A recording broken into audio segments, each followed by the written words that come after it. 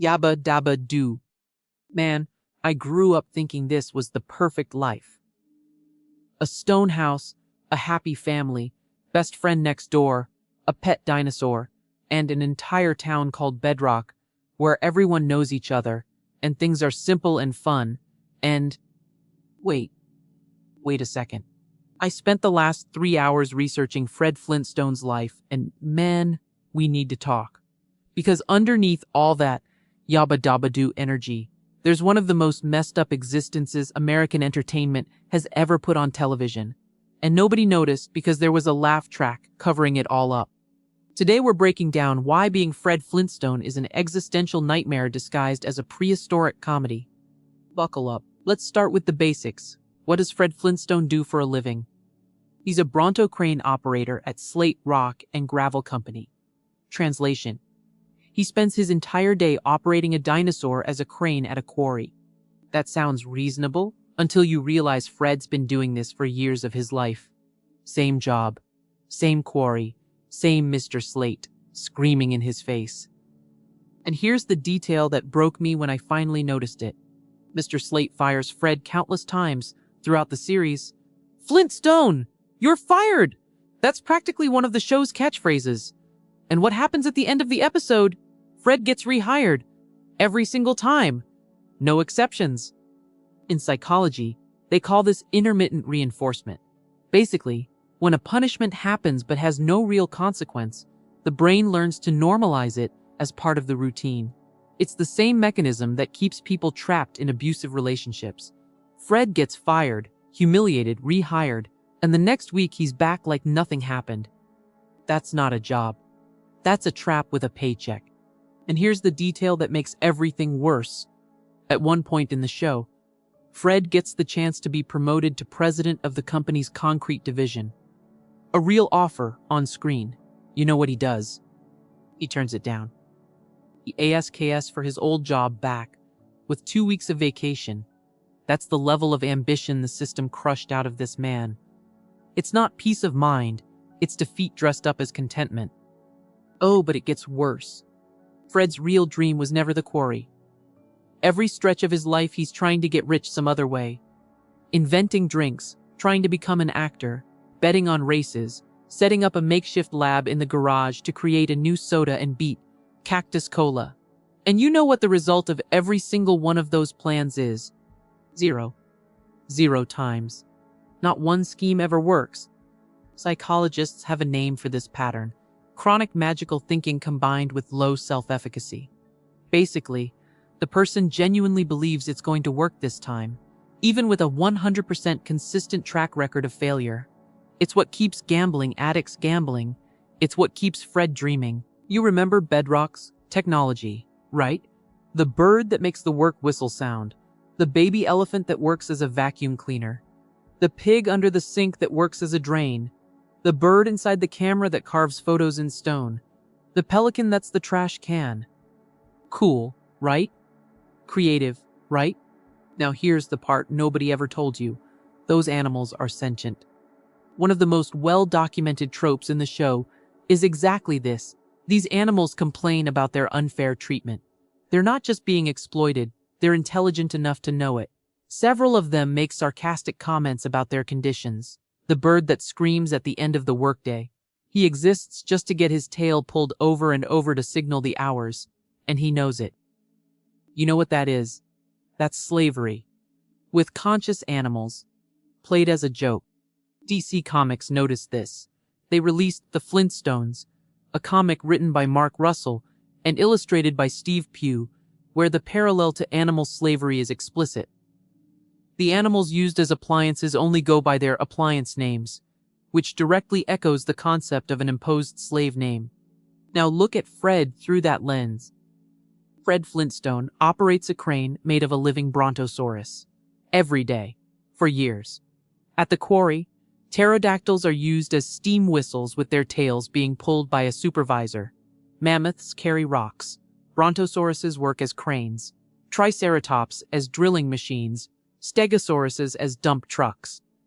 All sentient. All captive. All working. And Fred? Fred doesn't question any of it.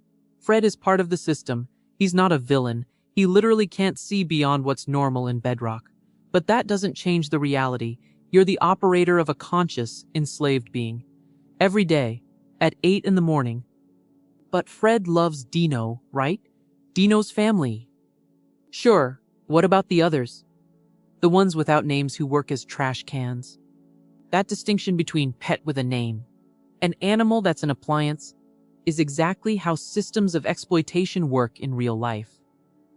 The point is, Fred lives in a normalized dystopia, and the laugh track is what keeps us from seeing it. Alright, let's talk about love. Fred and Wilma, icons of animated marriage. He yells, "Wilma!" She shows up, they argue, he apologizes, she forgives him, done. Adorable, right?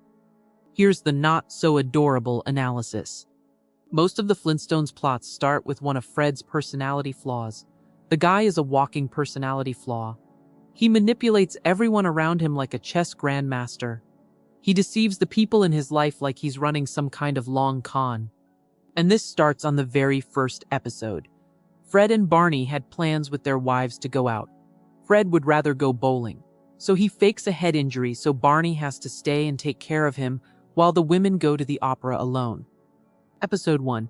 Decades of marriage start with an elaborate lie just to get out of a date night. But to be fair, Wilma's not exactly a passive victim here. In that same episode, when Wilma finds out about the scheme, she and Betty don't get sad. They get angry. And they wait eagerly to get back at their husbands when they land. Zero remorse. Physical aggression normalized by the show's comedic tone. So what we've got is Fred who manipulates and lies systematically, and Wilma who gives it right back. In real life, we'd call this a dysfunctional relationship. In Bedrock, they call it a typical episode. Oh, but there's more. There's a special Flintstones.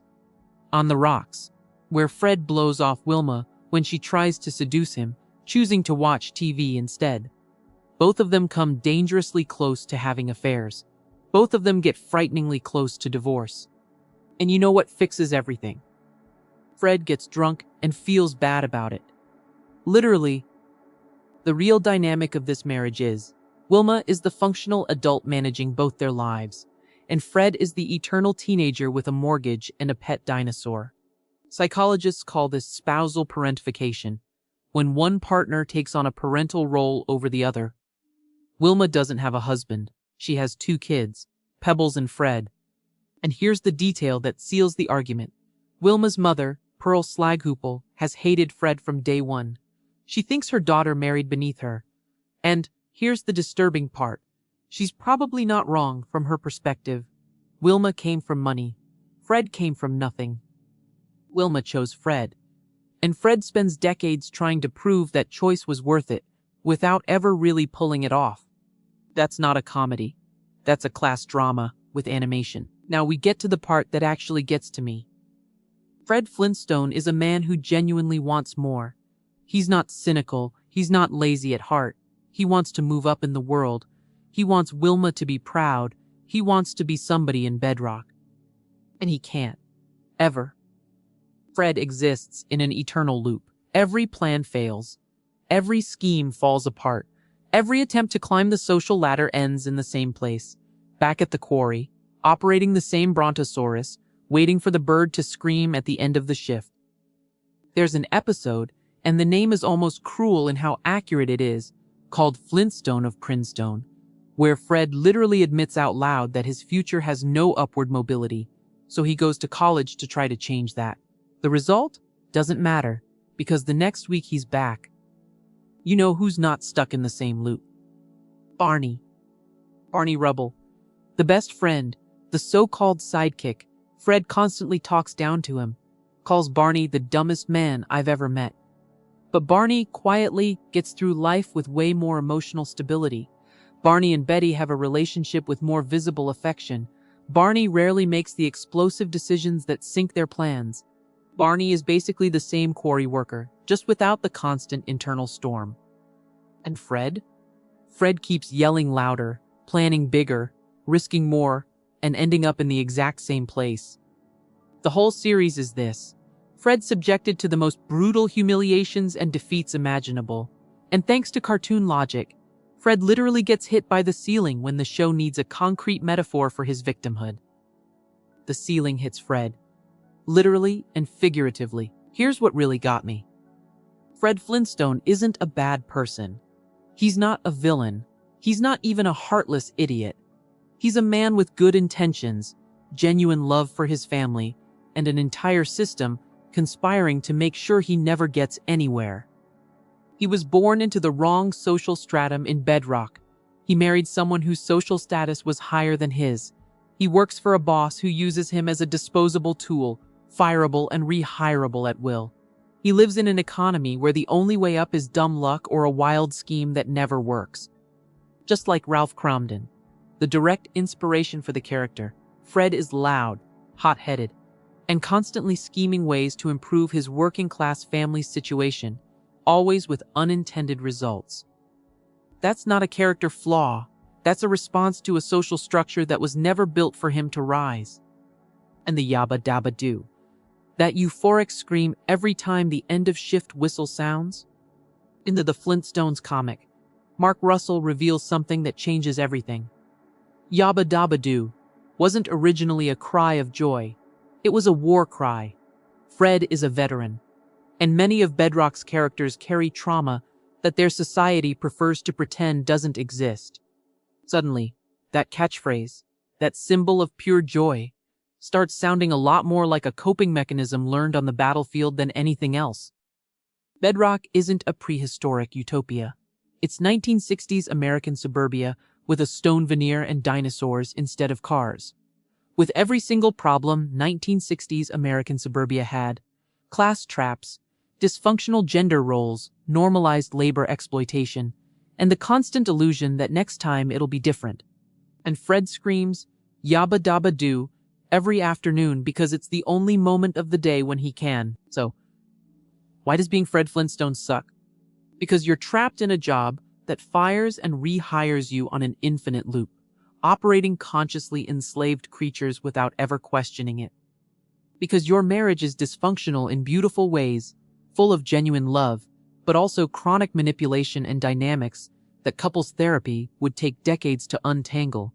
Because every dream you have of moving up ends in the same place, back at the quarry, at the exact same point on the social map where you started. Because you're a clinically documented gambling addict and everyone around you thinks it's hilarious. But you know what's the most disturbing part of all? Fred Flintstone keeps screaming, "Yabba dabba do," every single afternoon. Through all of it, the quarry and Mr. Slate and the schemes and the fights with Wilma and the gambling and the sentient animals and the eternal loop, Fred screams with joy when the shift ends. Maybe because, in the end, the happiness of getting out of there for a few hours is still enough for him. Or maybe because Fred Flintstone learned, instinctively, the most human and most devastating thing of all. Sometimes, pretending you're okay is the only way to keep going. Yabba dabba do.